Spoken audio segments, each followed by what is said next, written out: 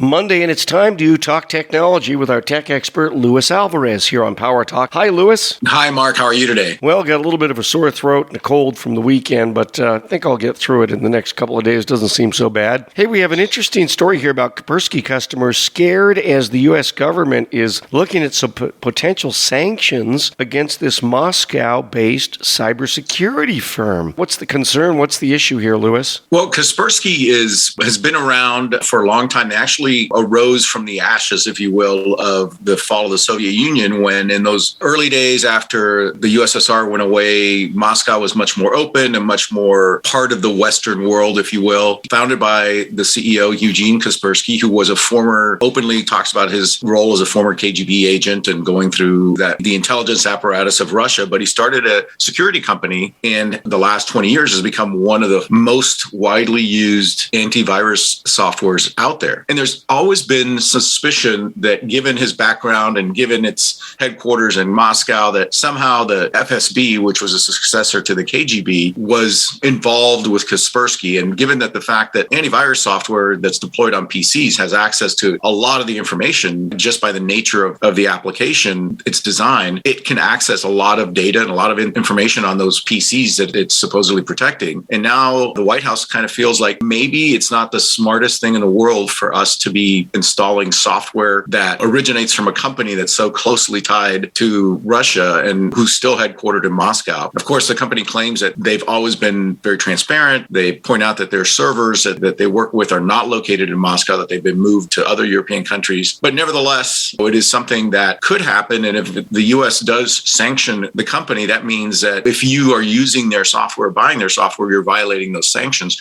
So in the U.S., it would basically be the death knell of Kaspersky as a cybersecurity company. And it's already in Europe. The Germans and the French have come out against it. So it might be that this might impact the company significantly. Okay, none of our clients use Kaspersky, by the way. We've never used their products, not for any particular reason. We just have what we think are better products that we provide our clients. And that's Luis Alvarez, CEO of the Alvarez Technology Group, online, alvareztg.com. At AlvarezTG is their Twitter handle. And Luis, the toll-free number for the I-Team. Give us a call at 866-78-I-Team. That's 866-784-8326.